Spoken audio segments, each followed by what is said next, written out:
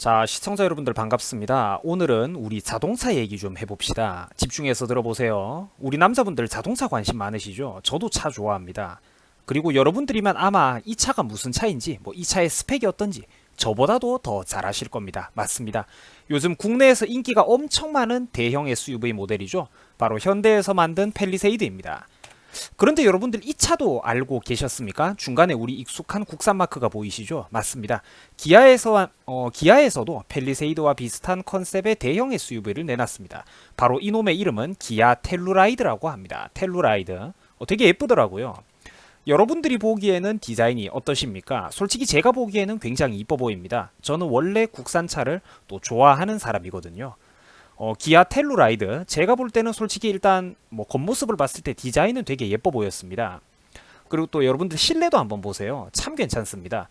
옵션을 진짜 좋게 넣으면 10.2인치 터치 스크린도 있다고 하더라고요. 이렇게 와이드 모니터에 차가 커가지고 이렇게 3개의 송풍구도 있고 전체적으로 일단 디자인 되게 예뻐 보였습니다.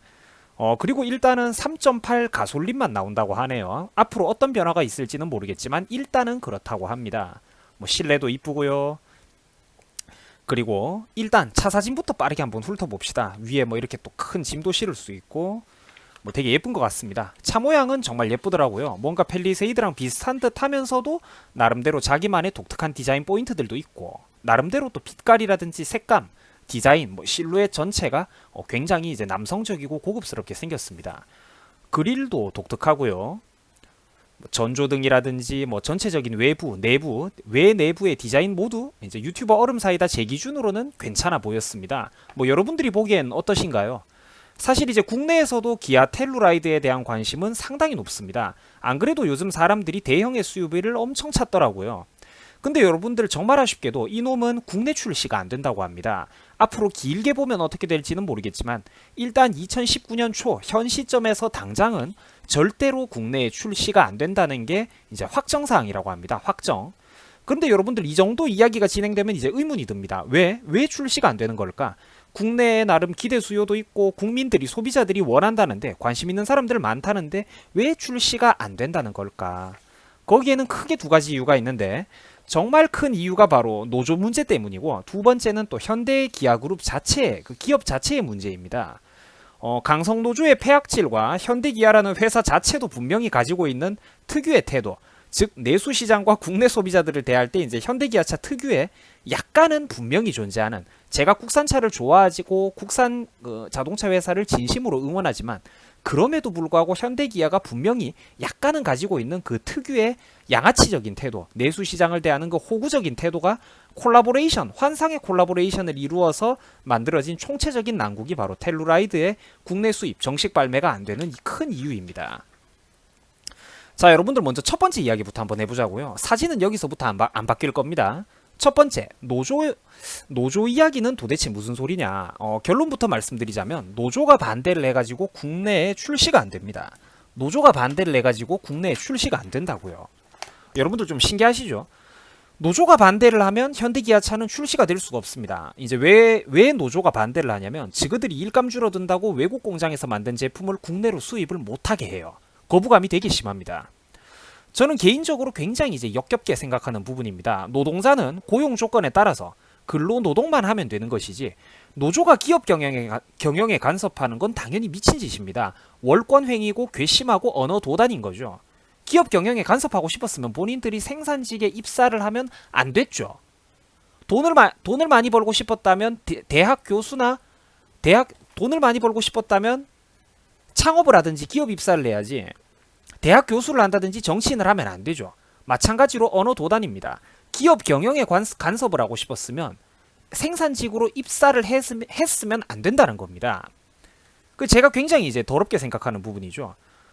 노동자는 고용 조건에 따라서 근로노동만 하면 되는 것이지 노동자가 기업 경영에 간섭한다는 건 잘못된 겁니다, 여러분들. 제가 평소에 제 유튜브 채널에서 학벌이나 스펙, 직업 귀천 의식만 가지고 사람을 색안경 끼고 바라봐서는 안 된다고 좋은 말을 누누이 했었지만 이런 거는 경우가 한참 다른 겁니다. 고용주가 열린 자세로 근로자들과 회사 하부 조직원들에게도 의견을 수렴하는 건 어디까지나 그 사람 개인이 깨어있는 사람인 거고 그 사람 개인의 선택에 따라서 배려를 해주는 것이지 권리가 아닙니다. 병사가 사단장한테 삿대질할 수 있는 거는 권리가 아니라고. 노동자가 기업 경영에 간섭하는 건 누가 봐도 잘못된 겁니다. 앞뒤가 안 맞아요. 제 유튜브 시청자분들은 다들 잘 아시겠지만 한국 현대기아차의 노조애들은 전 세계에 내놔도 손색이 없는 대표적인 귀족 꼴통 강성 노조입니다. 얘네들 때문에 청년들 일자리가 줄어들고 신규 고용 창출이 안 되는 거죠. 제 뇌피셜이 아니라 여러분들이 지금 당장이라도 구글링을 해가지고 현대기아 노조가 시위하는 거 현수막이나 플랜카드 문구 같은 거 한번 자세히 살펴보십시오. 그 사람들 시위 강도를 한번 보세요. 시위 횟수, 그리고 또 회사가 위기에 처해도 지들이 요구하는 그 수준을 한번 보세요. 정상적인지.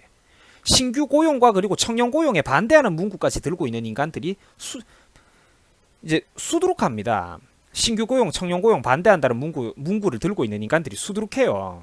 지그들의 몸값, 그 젊은 사람들이 새로 들어오면 지그들의 몸값과 임금 상승폭이 줄어들고 불리하게 향후 이제 그 노동 협상 과정에서 이제 불리하게 작용한다고 보는 거죠. 자기들만 일을 해야 된다 이거야.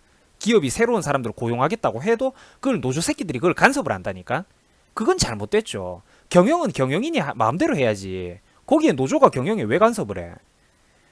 현대기아 현기에서는 노조 애들이 학사, 석사, 박사 학위를 받은 전문적인 기술 엔지니어들보다 더 높은 연봉을 받습니다. 그러면서도 산업 생산성은 세계 최하위죠. 자료마다 약간의 차이는 있지만 현대차 노조 평균 연봉이 9,500만 원이 넘는다고 합니다. 어마어마하죠. 그래서 이번에 세금 처발라가지고 만든다는 광주형 일자리라는 것도 현대차 평균 임금의 3분의 1 규모인 3,500만 원 정도로 책정된 겁니다. 근데 이것도 44시간 근로니 뭐 민간기업 일자리에 세금이 투입된다느니 1,000명만 정규직 직접 고용이고 나머지 기타 1만 명은 뭐 비정규내원의 또 다른 간접 형태의 고용이네 이상한 짓거리들 말장난을 하고 있습니다. 그래서 말이 많죠. 결국 광주형 일자리라는 것도 인맥 있는 놈들만 정규직으로 들어가게 될 겁니다. 민간기업의 고용에 국민 세금이 투입된다는 그 자체도 미친 거고요. 어쨌든 현재 현대기아차의 임금 수준은 그들이 보유한 능력에 비해서 매우 높게 책정되어 있습니다. 세계적인 자동차 제조업체인 도요타라든지 또 도요타는 물론 값비싼 프리미엄 브랜드인 독일의 벤츠나 BMW 같은 이른바 독삼사 노동자들보다도 현기차 노조들이 더 많은 돈을 받습니다. 말이 안 되죠. 자녀들 학비 다 지원해주고 재수비용까지 대준답니다. 나중엔 그러면서도 고만고만한 대학들 나오고 나면 노조들이 또 지그 자식들 회사 보고 고용해달라고 합니다. 생산직으로. 대학 나온 다음에 대졸 경력 이력서에 안 쓰고 바로 칼취업한다고 하죠. 어설픈 사무직보다 현대차 정규직 생산직이 신의 직장이라는 것은 아마 대한민국에서 사회생활하는 분들이라면 누구나 다 알고 있는 부분일 겁니다. 그래서 이른바 이 사람들을 보고 귀족노조라고 하는 겁니다. 절대로 이 양반들을 까는 게 힘없는 노동자들을 부당하게 핍박하는 게 아니에요. 저도 여러분들 저도 서민입니다. 제가 재벌이면 유튜브 하고 있겠습니까? 그렇지만 이 사람들을 까는 거는 절대로 힘없는 노동자들을 핍박하는 게 아니라고. 귀족노조 맞다니까. 강성노조 맞아요. 우리나라 그 대기업 노조들. 그래서 제가 대기업 노조 이 양반들을 굉장히 싫어합니다. 진짜 항의가 필요한 사람들, 진짜 노조 활동이 필요할 만큼 열악한 환경에서 일하는 99%의 대한민국 노동자들은 아무 혜택도 못 보는데 자기들만 배를 불리고 회사의 재정 상태까지 갉아먹죠. 실제로는 대한민국 경제의 기생충들입니다. 뭐 오래 일했으면 기술과 노하우라도 뛰어나고 전문성과 산업 생산성이라도 좋던가. 지은 지 몇 년 되지도 않은 새파란 미국 공장 근로자들하고 비교해봐도 국내 현대기아 근로 생산성이 세계 최악입니다. 더 긴 시간 동안 일하면서 더 적은 자동차 대수를 생산해내죠. 시간당 임금은 훨씬 더 많이 받습니다. 적게 만들고 더 오래 일하면서 시간당 임금은 더 많이 받는다고. 빨리 할 수 있는 일을 일부러 느릿느릿 질질 끌면서 야근이니 특근이니 잔업이니 길게 늘려가면서 가산임금과 특별 그 근로임금 수당을 타먹을 생각만 합니다. 이건 서로한테 정말 최악인 겁니다. 기업한테도 최악이고 국가 전체 경제로 봐도 정말 최악입니다. 실제로는 저 사람들이 대한민국 산업 전반의 그 경쟁력 전체를 좀먹는 거죠. 그 사람들 때문에 국내 대기업들이 직접 고용을 꺼리고 사람 고용하는 걸 두려워하고 불안정한 비정규직, 아웃소싱 업체를 같은 데를 통해서 비정상적인 간접 고용 형태들, 하청 혹은 하청의 하청 같은 기이한 정신병적인 구조를 이제 대한민국 산업 전반 노동시장이 가지고 있는 겁니다. 그런 기이한 구조를. 우리 1, 20대 아마 어린 학생들은 20대 한 초반까지 1, 20대 어린 학생들은 지금 제가 무슨 소리를 하는지 아마 접수가 잘 안 될 수도 있어요. 근데 지금 제가 툭툭 던져드리는 이런 키워드들은 사회생활하고 계신 20대 중후반이나 아마 특히 이제 30대 이상 분들이라면 비정규직, 아웃소싱, 하청의 하청 이런 단어들 하나하나 들을 때마다 가슴이 철렁거리고 골이 띵띵 울리는 게 아마 느껴지실 겁니다. 비정규직, 아웃소싱, 하청의 하청 말만 들어도 무시무시하죠. 현대기아차뿐만 아니라 우리나라 제조업 전반에 걸쳐서 암세포처럼 펼쳐진 대기업의 강성노조, 귀족노조 인간들은 세계 경영계 전체에서도 악명이 높습니다. 당장 전라도 GM 군산공장이 철수할 때도 여러분들 어땠습니까? 내가 그거 깠을 때도 유튜브에 좀비들 목같이 달려들어가고 거품을 물어대던데 내가 평소에 했던 소리 중에 틀린 말 한 번이라도 있었습니까? 기업들이 돈이 안 되고 힘들어가지고 경영상의 이유로 이제 사업을 포기하고 떠나겠다는데 그러면 근로자들이 볼트 쪼여가면서 그 GM 군산공장에서 연봉 8천씩 받아가던 사람들 지금까지 그만큼 받아왔으면 솔직히 밖에 나가서는 지들이 그 연봉 절반 받고도 갈 데가 없으면서 양심이 있어야지. 사람들이 당장 지들이 2개월에서 3개월치 임금을 줄이든지 설사 통째로 무임금으로 양보를 해서라도 3달치 임금을 통째로 양보를 해서라도 기업하고 일자리 살릴 생각부터 먼저 하는 게 정상적인 거 아닙니까? 지금까지 그 임금 받아와 놓고 지들이 그 정도 양보도 못해? 바깥에 나가면 그 연봉 3분의 1도 못 받으면서 기업가는 회사는 자기들한테 그만큼 수십 년 동안 그만큼 양보해 왔는데 석박사 전문가들보다도 양심적으로 중고졸 그 생산직 사원들이 석사 박사 전문가들보다도 고연봉을 받아왔으면 일단 그 좋은 직장을 당장은 살리려고 노력이라도 해보는 신용이라도 하는 게 노사가 함께 힘을 합쳐갖고 협조할 국리부터 하는 게 정상적인 거 아닙니까? 물론 일반적으로는 절대로 그 근로자들의 임금을 희생하는 일이 발생해서는 안 되겠죠. 하지만 한 기업이 망한다, 산다 망한다, 죽느냐 사느냐의 문제는 극단적인 특수 상황 아닙니까? 기업이 특수 상황에서 힘들면 근로자들도 특수적인 모습을 보여줘야 되는 거 아니에요? 지금 당장 위기 한 번만 넘기면서 한 발자국만 양보하면 앞으로도 지들은 계속 일할 수 있는 자리가 남아있는 거잖아. 근데 전라도 사람들 군산노조들이 어떤 행동했습니까? 무슨 짓 했어요? 나쁜 기업 GM 물러가라고 아예 불매운동을 펼치거나 그래도 임금 상승시켜달라는 파업은 중단 못하겠다. 돈은 계속 올려달라. 뭐 정부 새끼들 니들 쫄리냐? 니들이 쫄리면 국민 세금 한번 좀 쳐발라 보던지 이딴 식으로 나왔죠. 그래서 GM은 정말로 철수했고 다 같이 망해버렸습니다. 지역경제, 전라도 군산경제도 개박살이 났죠. 이런 거 보면서 우리가 솔직히 좀 반성은 하자고. 대기업 노조, 민노총 세력은 대한민국 사회의 대표적인 암세포입니다. 세력이 너무 커져가지고 공중파 언론에선 누구 하나 이 문제를 정면으로 다룰 수 있는 사람조차 없고 기업인들은 물론 심지어 정치인이나 장관, 대통령도 이 문제를 제대로 건들 수가 없습니다. 박근혜 대통령이 이런 사람들 건들려다가 날라갔죠. 여러분들은 우리 젊은 학생 여러분들은 최순실 문제 그것만 뭐 어마어마한 어떤 음모가 있다고 생각들 하시지만 그 문제에 관해서 그 한국에서 30몇 년씩 살아온 그런 여러분들 나이보다도 더 오래 살아온 외국 그 이제 대형 언론의 그런 기자분들이 하는 칼럼이나 논설 한번 읽어보세요. 박근혜 대통령 탄핵에 관한 거.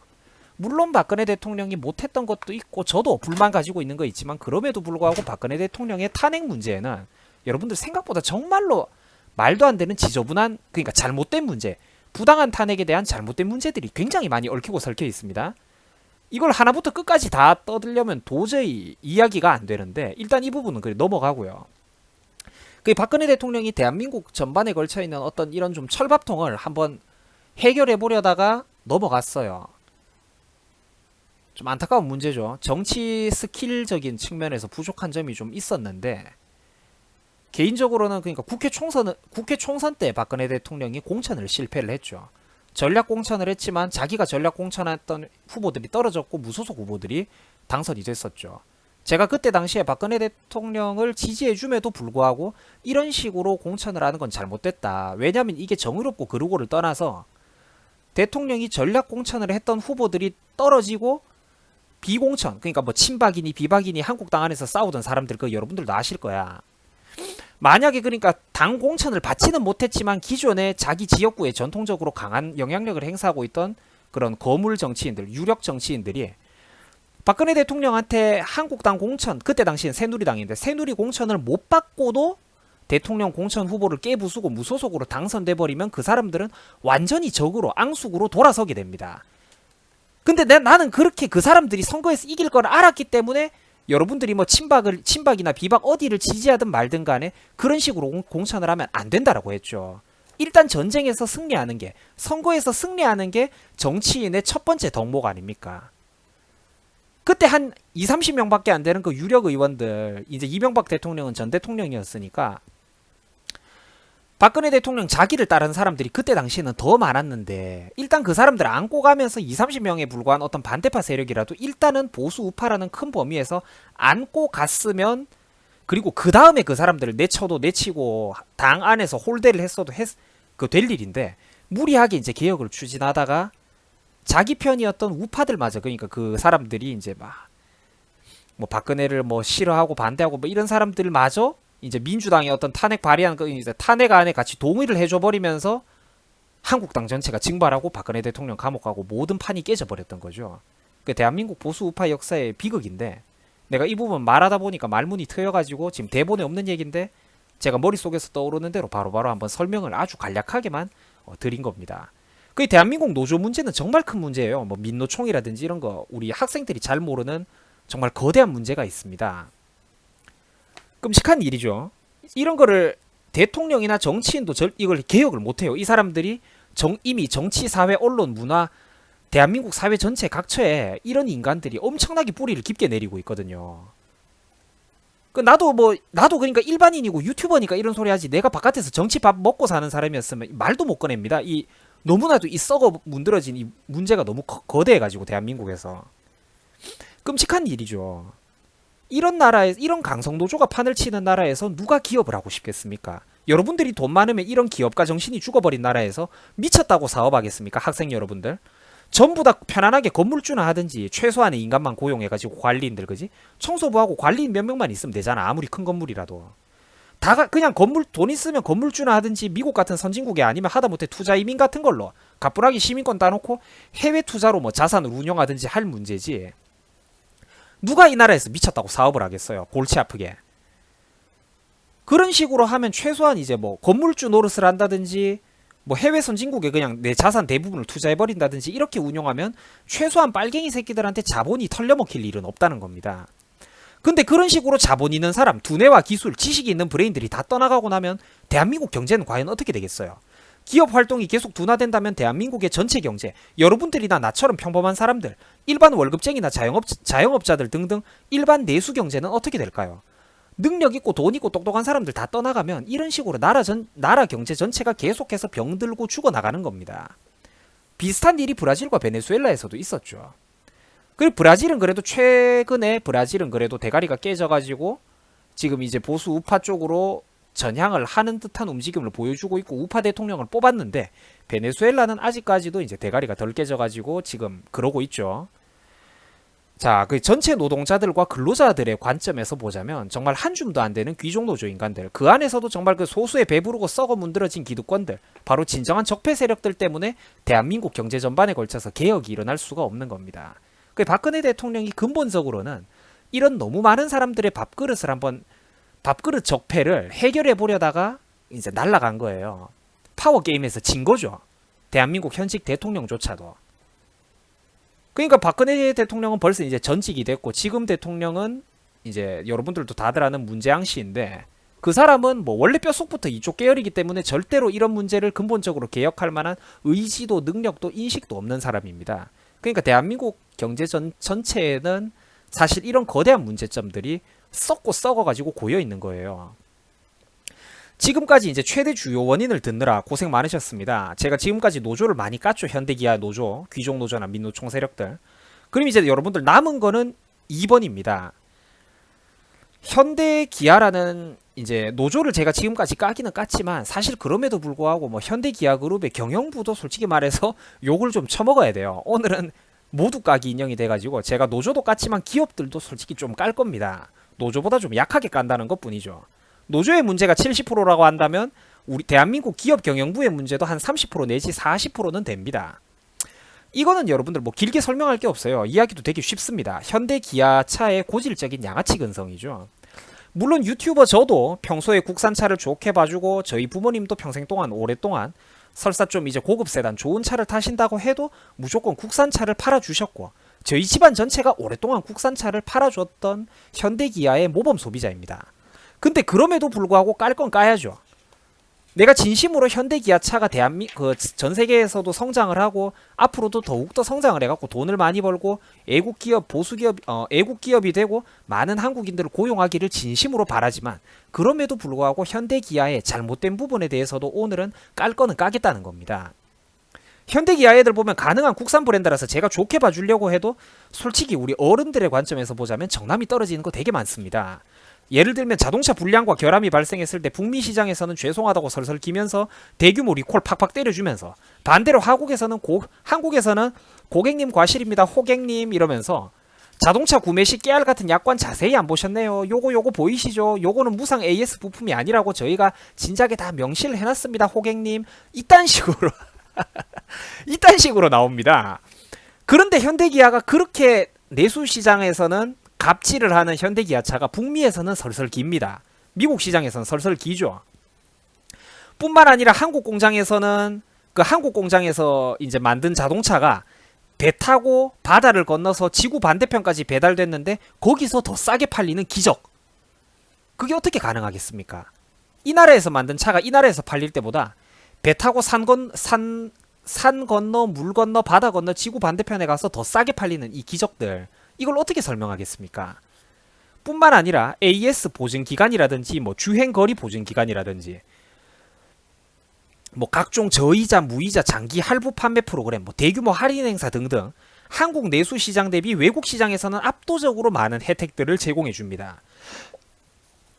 그러니까 현대기아 욕하는 사람들은 이런 것 때문에 이제 욕을 하는 거예요. 제가 절대로 여러분들 유튜버가 뭐 잘난 사람이라고 제가 절대 평생 외제차 한 번도 안 타봤고 저도 절대로 외제차를 선호하는 사람도 아니고 한국차 좋아하고 국산차 정말 진심으로 응원을 하지만 한국차를 흉기라면서 이제 욕하는 그런 뚜벅이 급식 학식들의 마인드에서 말을 하는 게 아니라 정말로 애국자의 관점에서 제가 지금 현대기아의 경영 마인드를 또 비판을 하는 겁니다.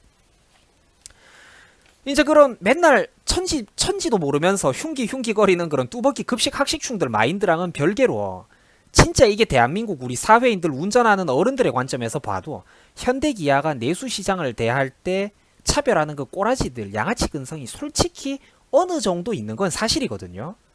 근데 지금 이 관점이 기아 텔루라이드 국내 출시랑 뭐가 무슨 상관이냐.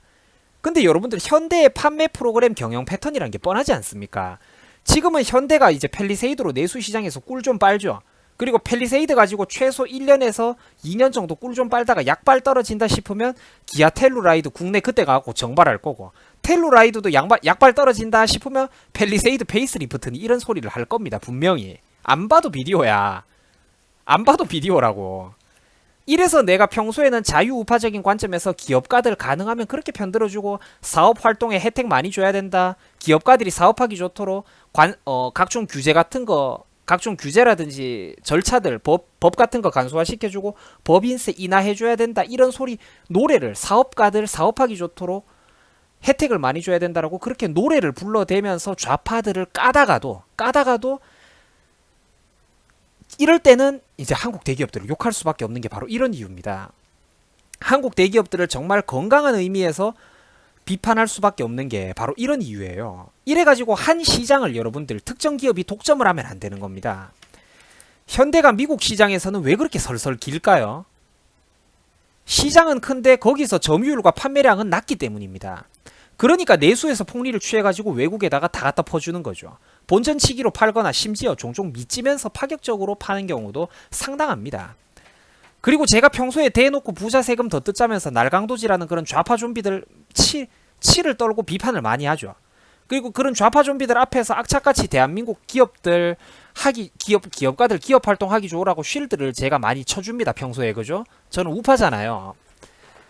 근데 이제 그런 제가 쉴드를 많이 쳐주는 대한민국의 대표 기업인 삼성 이런 애들도 솔직히 어떨 때는 좀 그런 경우가 있습니다. 껄쩍지근한 경우가 있어요. 여러분들 사투리로. 무슨 소리냐. 제가 평소 삼성 그렇게 좋아하고 애국기업이라고 칭송하다가도 오늘은 갑자기 왜 이런 좀 약간 쎄한 소리를 하느냐. 여러분들 요즘 해외 직구라는 말 많이 들어보셨죠? 직구. 해외에서 직접 구매한다는 그 얘기 말입니다. 그 야구공 직구 던지는 이거 말고 아직 그 죄송합니다. 그 해외 직구요. 해외 직구. 아니 그 바다 건너 지구 반대편 남의 나라에서 파는 물건을 그러니까 바다 건너 지구 반대편 남의 나라에서 국내 기업 제품을 항공 배송료까지 물어가면서 개인이 직구를 한다는데 이 나라에서 일정 물량만큼 정식 발매된 기업 제품보다 지구 반대편 남의 나라에서 개인이 항공 배송료 물어가면서 그러니까 직구로 개별 구매를 해서 가져오는 게 가격이 더 저렴하다는 게 말이나 됩니까 이게. 그러니까 이게 대한민국 경제 상황 물가 문제 및 그 소비자의 선택권이 엿먹는 배경 원인에는 사실 이런 총체적인 난국이 있다는 겁니다. 개판이에요. 개판. 대한민국 경제는 강성노조, 내수시장 호구 취급하는 대기업들의 만만치 않은 조합. 이 환상의 콜라보가 이루어져 가지고 우리 같은 선량한 국민들, 일반 국민들, 소비자들이 개피를 본다는 겁니다. 그 틈바구니 두 고래 싸움에 끼어가지고 우리 머릿수만 많은 우리 새우들이 개피를 보는 거예요. 그래서 요즘 10대, 20대 학생들이 이런 유행어를 쓰죠. 이맛 헬이라고. 이맛 헬. 이 맛에 헬조선 산다라는 말입니다. 헬조선식 정치, 헬조선식 기업 마인드, 헬조선식 귀족 강성노조까지 하나하나 거를 타선이 없습니다. 한 놈 한 놈 전부 다 주옥 같고 만만찮죠. 대한민국 경제 전반 요소마다 끝판왕들이 꽉꽉 차 있다 보니까 평범한 일반 소비자가 이 꿈의 스쿼드를 혼자 힘으로 뚫고 나간다는 것은 정말로 꿈에 가까운 일인 겁니다. 그러니까 이 총체적인 문제를 그래도 이 매듭을 하나하나 어떻게든 해결하려면 일단 정치인들부터가 정말로 뛰어나고 유능한 사람이 나와가지고 소신 있는 사람이 뛰어나와가지고 욕 얻어먹어가면서도 국가 방향을 제대로 잡아줘야 되는데 여러분들도 알다시피 현재 대한민국 오늘날 2019년 정치계 끝판왕 대장이 대한민국 정치계 대장 노릇하는 사람이 현재 이름을 말해서는 안 되는 느그인이다 보니까 진짜 노답도 이런 노답이 없는 거죠. 늘 그렇듯이 여러분들한테 병 주고 약 드렸습니다. 여러분들 행복한 주말 보내십시오. 불금 보내세요. 내가 그래도 대한민국 기업가들 절대 미워하는 거 아닙니다. 기업가들이 있으니까 대한민국 경제가 또 지금처럼 버티고 있는 거죠. 근데 그거랑은 별개로 오늘은 정말 건설적인 의미에서 제가 전통적인 스탠스로 귀족 노조와 강성 노조도 깠지만 그와는 별개로 기업가들, 애국 기업들을 응원하는 거랑은 별개로 오늘은 기업들의 경영 마인드도 깠던 이유가 정말 좋은 의미 때문이었습니다. 늘 그렇듯이 제가 병도 주고 약도 드렸습니다. 그래도 오늘 행복한 주말이잖아요, 여러분들. 행복한 주말 불금 보내십시오. 정말 수고 많으셨습니다.